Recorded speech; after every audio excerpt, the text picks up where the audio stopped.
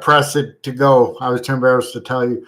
Welcome everybody to another episode of Change Starts with Us. And we started actually a few minutes ago, but I forgot to turn on the computer.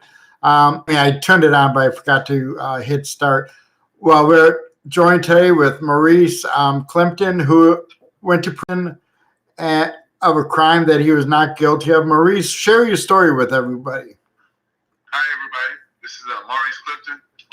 I'm a 50-year-old African-American male. I'm from a little town called Mount Bayou, Mississippi, in the northern Mississippi Delta, about 24 miles south of Clarksdale and about 10 miles north of Cleveland. Anyway, my charge stemmed from an alleged drug buy that happened in September 1996. At the time that this charge happened, I was in Killeen closing a deal on a house. But the IRS agent wanted me so bad that where I guess he conspired with Lake Village police officers and the DEA and the Northern District of Mississippi prosecutors to frame me. On January 1st, I came through Lake Village and I passed through a roadblock where I was on the passenger side. And they gave me a ticket on the passenger side for reckless driving. They gave me a court date to come back to attend court on January 15, 1997. So when I come back to court, January 15, 1997, the charge went from reckless driving to alleged possession of a controlled substance. So I asked the judge to give me a copy of the lab report or the submission form to show what kind of drugs it was. There weren't any, but they were just a lure to get me back there. And he said that they weren't ready. I told him I had 2 weeks like they had 2 weeks. I asked for the charges to be dismissed. He said that he wasn't going to dismiss them and he'd send me another letter to come back and attend court. As I was leaving from in front of the judge, the Chico County Sheriff Department approached and told the judge that they had a warrant on me for tax evasion. So I asked the judge, I said, well, tell him to show you the warrant. Tax evasion is a civil matter, sir. And if you have a warrant, I'll gladly comply with whatever. I said, normally this is a payment. It's tax evasion for first offense. Anyway, the officers wrestled me down, put me in handcuffs, and held me from about 8:30 that morning until about 1 o'clock that evening. Where IRS agent Harry Boston came over to Lake Village, Arkansas in his personal car.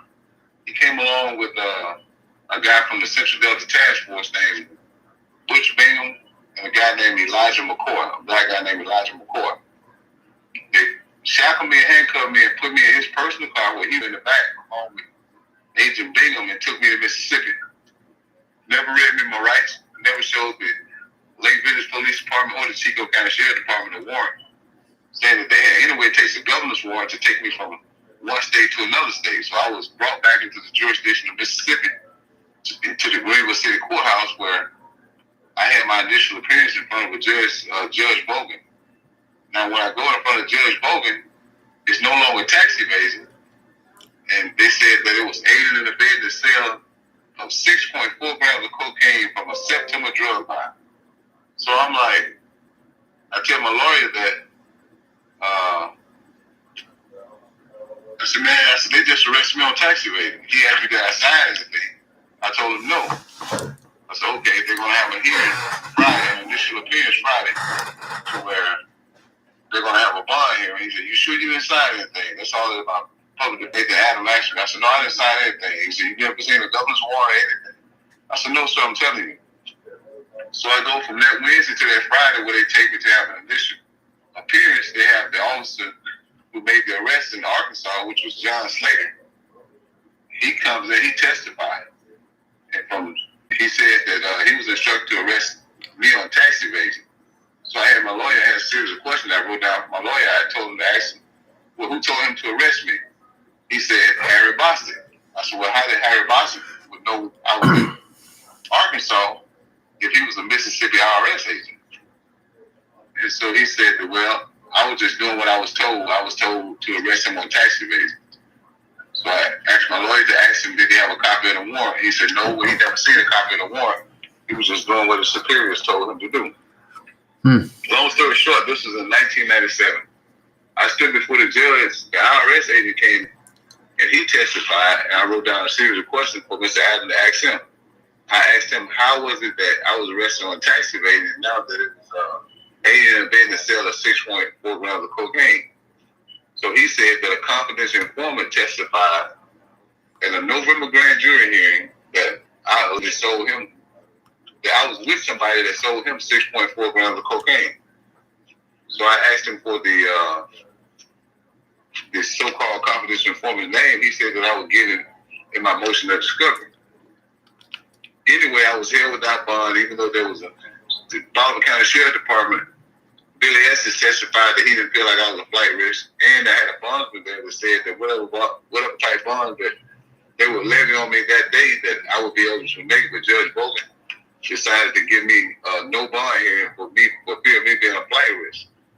Mind you, now I've never had a conviction or anything prior to this time. So how could I be a flight risk? For 6.4 grams of cocaine. Well, me not being familiar with the system, that I didn't know I was facing a multitude of time based on everything that they had lined up. So the number that they gave me an orange van to go, but they gave me my U.S. Marshal number at the time, which was 1059042.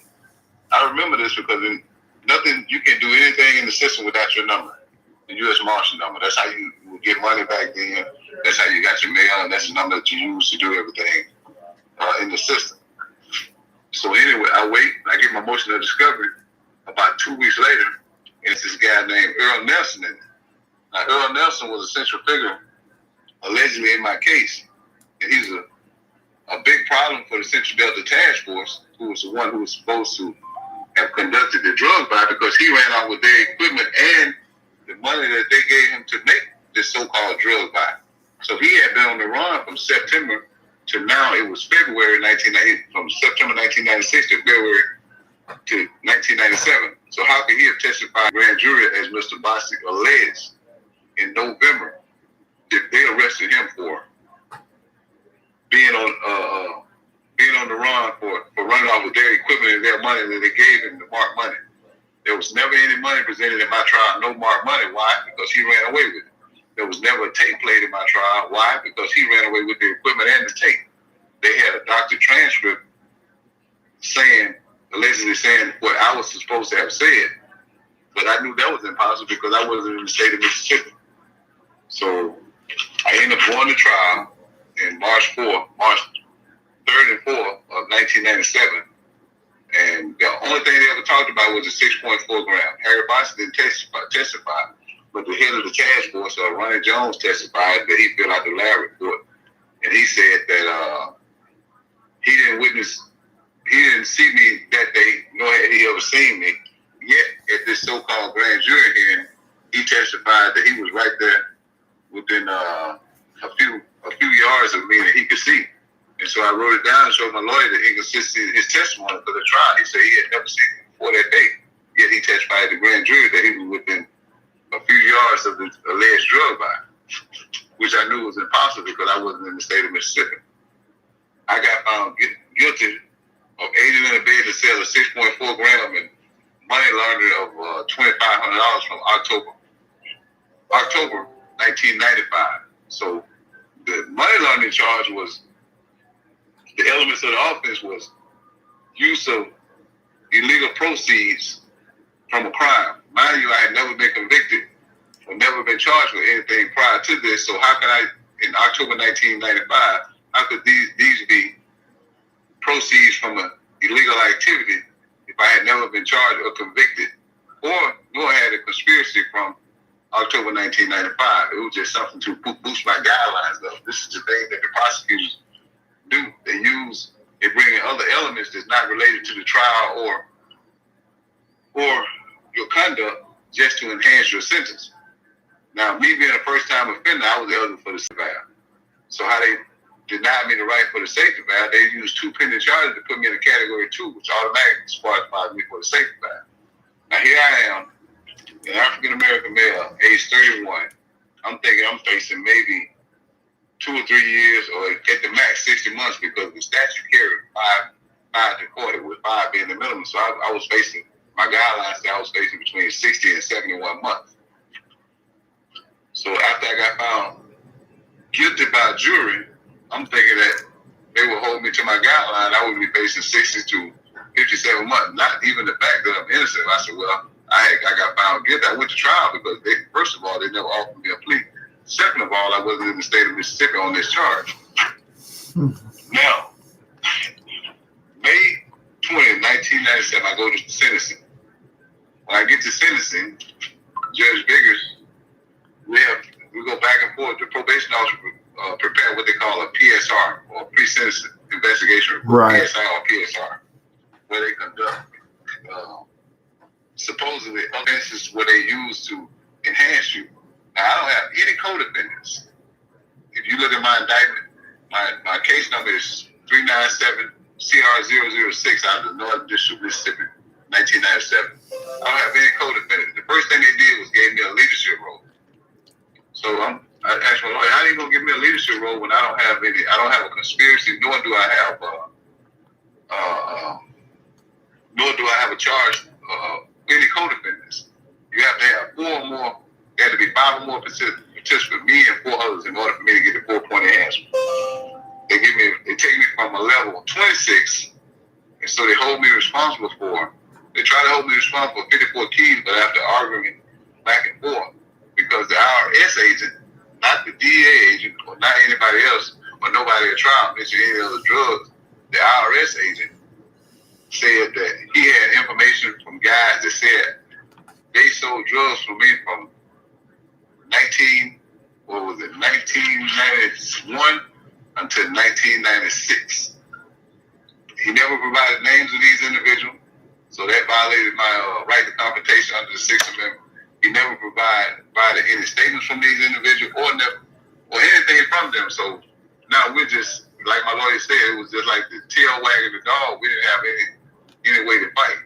And they enhanced me and put me to a level 42, which moved my guidelines from 60 to 71 months to 360 to life. The judge sentenced me at 400 months as a first-time offender for nonviolent drug offense when I went to trial for aiding and abetting the sale of 6.4 grams of cocaine. Now my head is spinning and everything. I still have this Mississippi number. If you look at a copy of my PSI, which I'll make available to you, Mr. Parker, that my PSI says, my judgment of commitment says my U.S. Marshal is 105-90042. I'm repeating this number, and it's on my PSI. So I'm repeating this number because later on I find out when I get to the penitentiary, instead of me now going to Texarkana, I was designated to go to Texarkana. When I get to FTC Oklahoma, which is like a transfer center, which is a White House of Soul, where they said all the guys coming in to different federal prisons across the United States, I got rerouted to Beaumont USP. That was my first institution. At the time, it was called Bloody Beaumont because of the violent murders committed. There were more murders probably committed in USP Beaumont than your average small town in America, and then some small cities within the penitentiary. But that's the thing that they never tell you about. They never tell you about the suicides, the murders, or the level of crime that goes on inside the penitentiary. And it's just as many drugs inside the penitentiary as it is outside the penitentiary. But they never tell you that story. Yet society paint this picture to society that they're being hard on drugs when it's just as much substance abuse within the penitentiary as it is outside. It's not the guy's fault, it's a substance abuse problem. You know what I mean? There's no way that nobody in the penitentiary is leaving to get these drugs, so how do you think the drugs are coming in? The same people who are in charge of housing. So it's, and then the gang structure is so heavy within the penitentiary. Anyway, like back to my case, and during that time, that was like some of the roughest time I've done because the tension level was so high and you're watching guys get killed. You're not focused on fighting your case, you're focusing on surviving day by day. From when the doors open at 6 in the morning to when the doors lock down at 10 o'clock at night. You're focused on surviving that amount of time. Because one wrong move would cost you your life. Even though I should have been in the law library fighting every day, me being new to the system, my first time being incarcerated, I had to find a way to survive those times and still try to correspond with my family. Well, the first year, I wasn't getting any of my money because I had this number, 105-90042. My family is writing me and say, hey, all your mail is coming back, said the inmate is not at this institution. So when I went to the case manager to ask him about this number, he comes back with me the next day and give me this number that I had to when I got out, which was 28332-077. And you can go on PACE and look at these numbers. The 10590 is the same case number that's on my paperwork, 397CR006. Only thing that's different is the last two alphabet. Mine was NBB, and the other guy who actually belonged us to, which was Melvin Mathis, it has the same exact date of arrest, the same charge, aiding and abetting the sale of 6.4 grams, in the exact same date of arrest. Now that's too coincidental. They use his indictment and everything to take me to trial, and his name with hopes that I would plead guilty and all that would go away. But it didn't, because I went to trial. Now they got to keep going with the lie. Now they got to dig the rabbit hole a little bit deeper, just because they can't correct anything that they've done for me. So the agent Harry Boston testified in my trial. If you remember, this is the one Anderson Cooper and Don Lemon was on CNN for several days at a time. He's the one that committed the DUI, the vehicle homicide, twice. And he ended up getting pardoned by the same prosecutor that prosecuted me, wrote him character letters. Chad Lamar and Robert Norman wrote him character letters to the governor of Mississippi, and he got pardoned from that vehicle homicide in 2010. And 7 months later, he ended up killing a girl that was just coming home from college to see her parents, Cherry Smith. Killed her on the way home the same way, drunk driving, hit and run, went home and changed vehicle, and his family made him turn himself in. I don't know where he is now, but his name is Harry Boston. So this is the same IRS agent that came to Arkansas and drove me back to Mississippi in his personal car and forged all the paperwork to take me to trial. Yet the Northern District of Mississippi never gave me relief on that because of him. And just show you how God worked, the agent who was the head of the task force that said at the grand jury that he was within a few yards of seeing me, Ronnie Jones, he got convicted of, well, he pled guilty to being corrupt from 1994 to 2004 because what he did, they used to take different cases in Mississippi to where if they arrest a guy, say they arrested me and I had been married, they would tell my wife, well, if you want to get him out of jail, you take this drugs over to one of his friends and we want you to say his friends of it. Well, there was a young lady who immediately called the FBI and told him what he was trying to do, and he ended up setting him up and they arrested him for extortion. So now all of his records are sealed. So I couldn't have access to it. You got me and Durham McWayne and Terry Glasser, other guys who've been affected by Ronnie Jones and several other individuals. Several people who are affected by his case. They sealed his case, so these guys can't get relief. Right. You got Durham McWayne, who spent a lot of time at Atwater. I don't know where Terry Glasser is, but it's several guys that this agent has arrested, but they won't give them relief. Anytime a police officer on your case is corrupt and goes to jail for extortion and bribery, everything that he ever touched, he forged my lab report. The guy who I was supposed to aid in the bed, they charged him with selling 6.4 grams of baking soda and candle wax. Yet when he gets to my trial, it's supposed to be 6.4 grams of real cocaine. They charged him with conspiracy to sell a substance that was similar to cocaine, but it was baking soda and candle wax. But when they get to my trial, it's 6.4 grams of real cocaine. So when I point all this stuff out, I fight for 23 years. The first crack law passed in 2008. I filed a motion. It's still pending right now to this date. They never ruled on it. When they changed it again in 2012, the first Fair Sentencing Act, they never ruled on it. It was still pending. When Congress changed it and made it retroactive in 2018, November 2018, I finally wrote the senior judge, Sharon Aycott, and she appointed me an attorney with the public defender's office to help me with my case. So I spent 23 years fighting with all of my motions. If you look at my docket sheet, all those motions that I filed about Ronnie Jones, about Harry Bossy, about the first crack law, the second crack law, still pending. So it took me writing her, and her appointing me an attorney from the Northern District. I mean, from the Northern District Public Defender's Office, which was Harry Bossy and Tiger Side. Initially, they didn't really want to help me.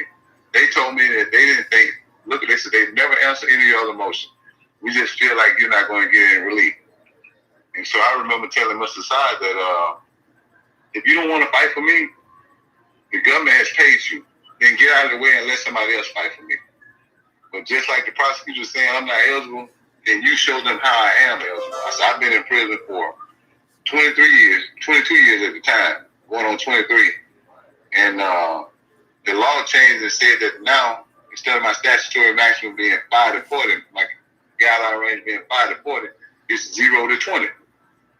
With 20 being my maximum time that they can give me. And so they finally filed, I sent him case law, and he finally prepared a motion and filed it. And I got it here in December 16th, 2019.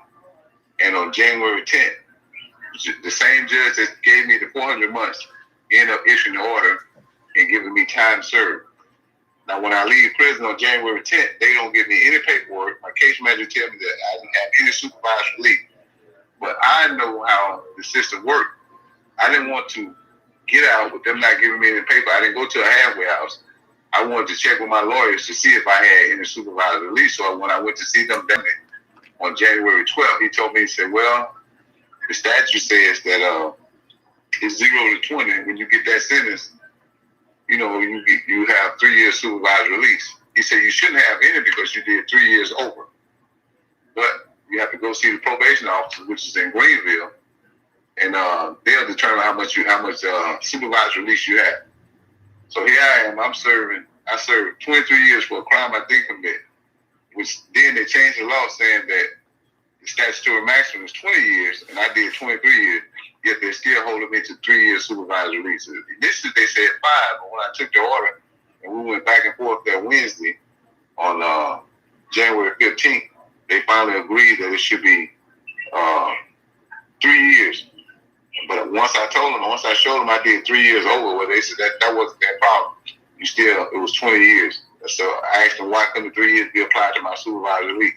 They said supervised release is an extension of your sentence. I said, even if it's an extension of my sentence, I still did 23 years. So that time I served should be applied to that.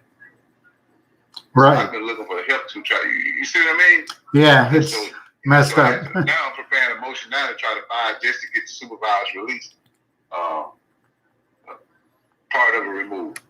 I'm able to get my driver's license because while I've been incarcerated, somebody used my identity to get a ticket, and the license had been suspended. When I went to the Mississippi driver's license, they said that it was in there that I had never had a driver's license.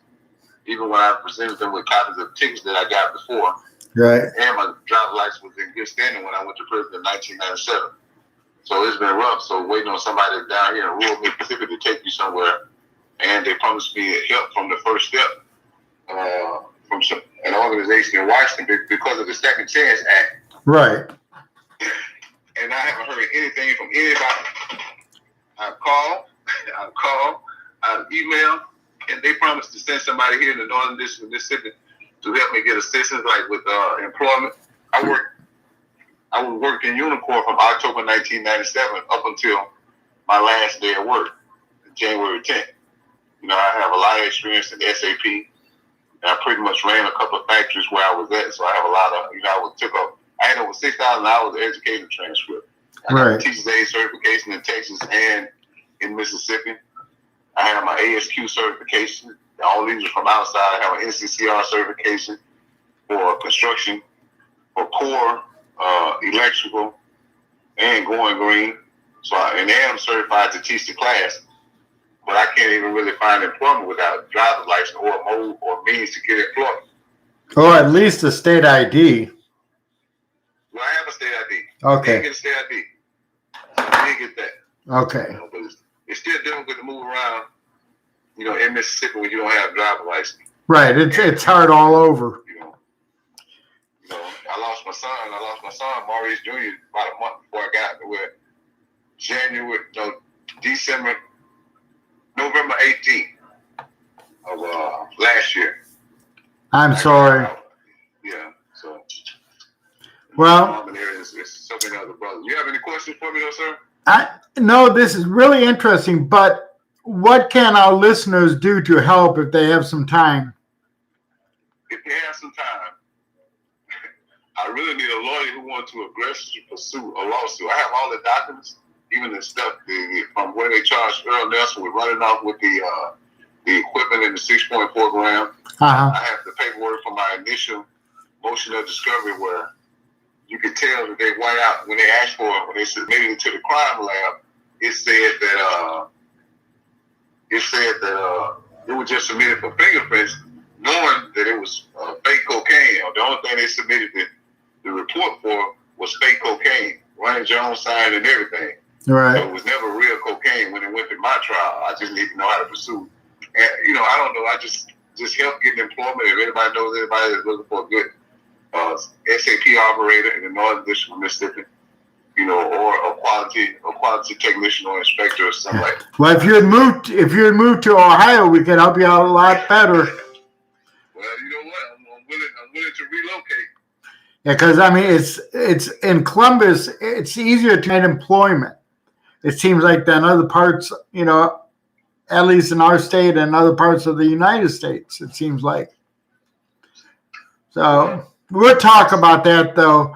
But do you have a contact information where people can contact you? Yeah, my email is Maurice Clifton 624@gmail.com, and my phone number is 765-434-8660.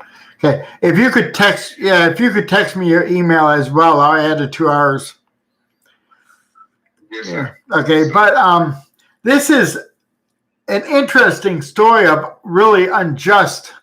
From the state all the way through the federal government, transporting you to another state without having a hearing, which I don't believe is legal. They didn't read you your rights.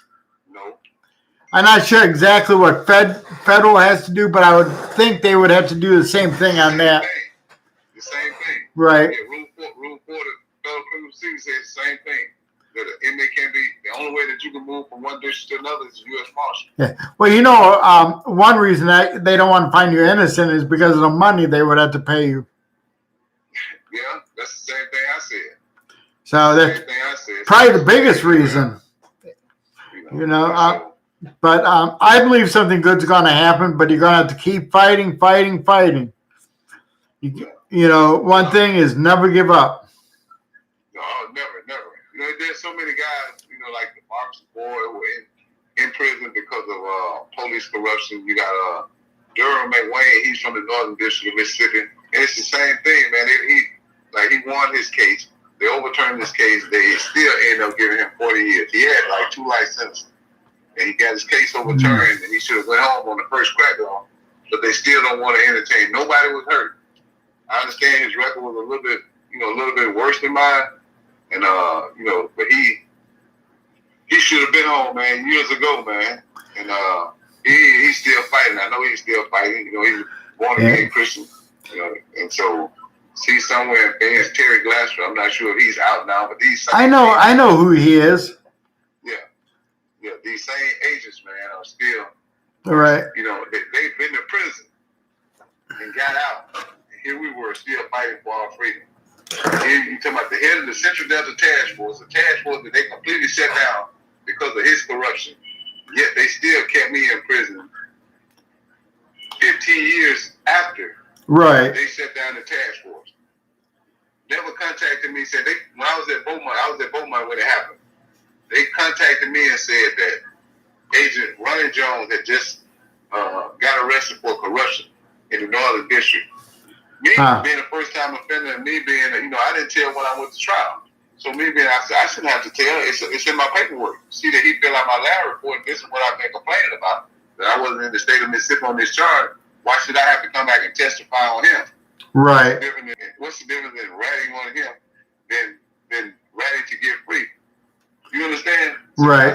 My record should speak for itself. If this is what I've been telling you about from day one, then what's the purpose of me coming and saying, yeah, that's what he did? Here it is, in black and white. You got my paperwork, you can look at it.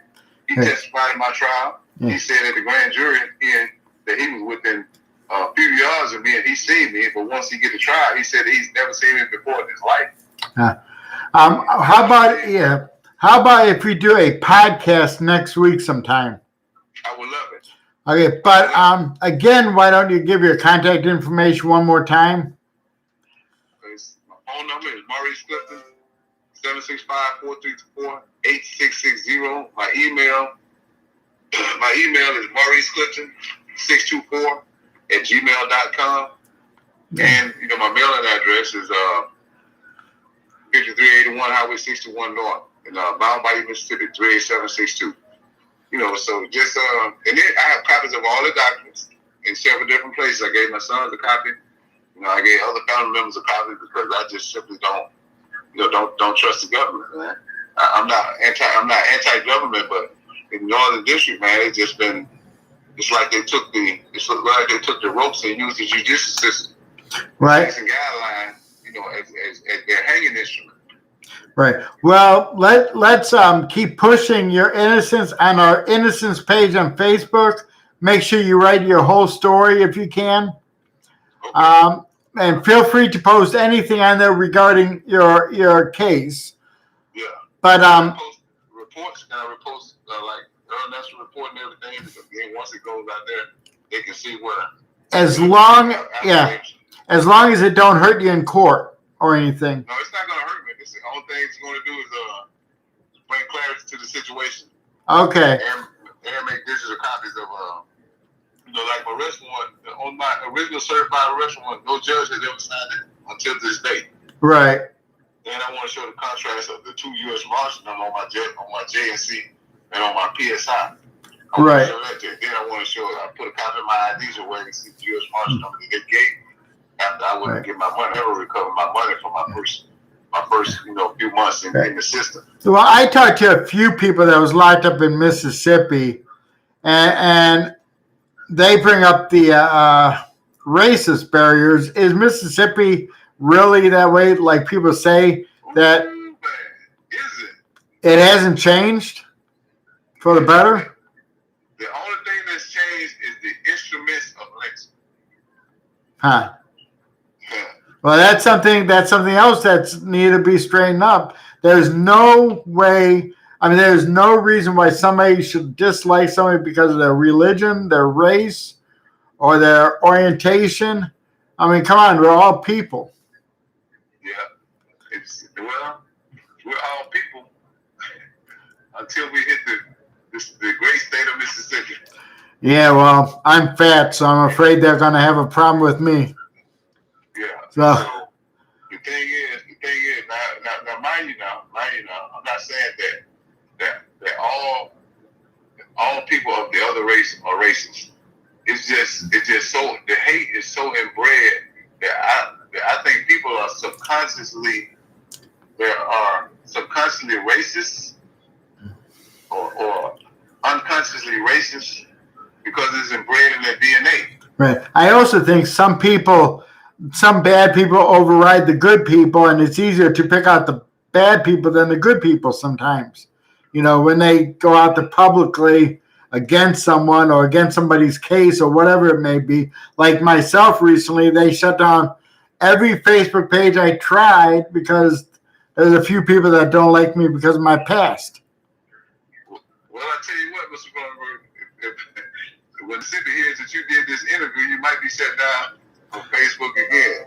Hey. The thing is, man, it's with so much, there's power in social media, man, and I want to push all the listeners to push it. When I put some of my documents, I'm not going to put all of them. I'm not going to put the smoking gun, but I just want you to look, just get a glimpse of my case. Right. Well, I also want you to request me on Twitter if you have Twitter. I don't have Twitter. I got to get my son to help me with it. I'm okay. How can I say it? I'm not worse than me. You're not. I know how to turn on a computer. But one thing about it, I'm an instrument of learning. Right. Once I learn it, so I'll look into getting a Twitter account. And so, what's your let me get my pen. I got my planner. Okay. And so I want to write down your Twitter. Okay. It's my last name, Cronenberger, Right. J1. All small letters. Okay. Cronenberger J1. Right. And also the YouTube is under my name, James Cronenberger. Okay, YouTube, James Cronenberger. Right. And invite others. Okay. Okay. And you'll see the picture I have. I'm sitting in front of a bunch of inmates. Okay. Okay. You also have a girl named Amy Gonzalez, man. I don't know if you ever heard it. I've been trying to do a little activism since I've been out. There's like different people who've been mass incarcerated. Yeah. And we have Marcus Boyd in Venice. I talked to her on the phone, but I lost contact with her. Well, was Amy Gonzalez? Yeah. Man, her story is sad. I was just kind of like following up on her story. She's the first person to get a license for this cyber stuff. Yeah. Can you ever send me a friend request? I would try. Okay. I would try. I don't know if she has access because she's still in prison. She has a life sentence. Oh, she does. Yeah, she does. Okay, I did not talk to her, but can you give her my number and ask her to get it approved? But you would have to cover the cost of the call. I want to do an interview with her. Okay, yeah, that would be fine. I'd do that. And if there's anything we can do to raise money, I'm getting ready to launch my clothing line. It's going to be called like Too Black, and it's just how people in Mississippi see us. No matter what we do, they see us as too black. Yeah, no but hey, too black that you are. Is it punk rocking stuff? No. Okay. Just regular. It's just something to end mass incarceration. It's none of that. It's nothing. Share that stuff with me. When you send me your email, I'll send you an email and send me that stuff. I'm just curious. Okay. And then we're selling shirts too with our group's name on it for $15. I see that. I like to sell them through where through my little company where I can put my logo on it because it's all about ending mass incarceration. And I like to take you on some of mine. I want to take some of the people who are fighting. Right. About 6 years ago, I spoke at the mass incarceration conference or rally in Dallas, Texas. We had several 100,000 people there. Okay. So, yeah. Talking about this guy being nervous. Okay. Talking about him being nervous? Yeah, I was nervous. I almost tripped over my own feet on the stage. No, man. And then look, if you ever want me to speak at any of your rallies, man, I'm here. I would. You know something? Actually, if there was a way you could get to Ohio on the 11th of July, you'd be a main speaker at our wrongful conviction conference. Man, I would love it. I'm a Toastmaster. I started 2 Toastmasters chapters while I was incarcerated. I'm a certified one too, brother. Yeah, I went through it too while I was locked up. Yeah, I started one Inside Out in Yazoo City, Mississippi, at the institution. Well, yeah.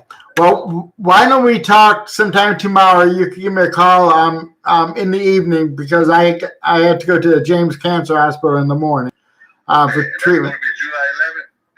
Yeah. July 11th. Right. I want to run that by my PO and see if I can go. Because my sons live in Kokomo, Indiana, and that's not far from Ohio. Right. July 11th in Columbus, Ohio. Yes. And you know, I don't know why you'd want to stay in Mississippi, brother. Well, the thing is, with everybody leaving.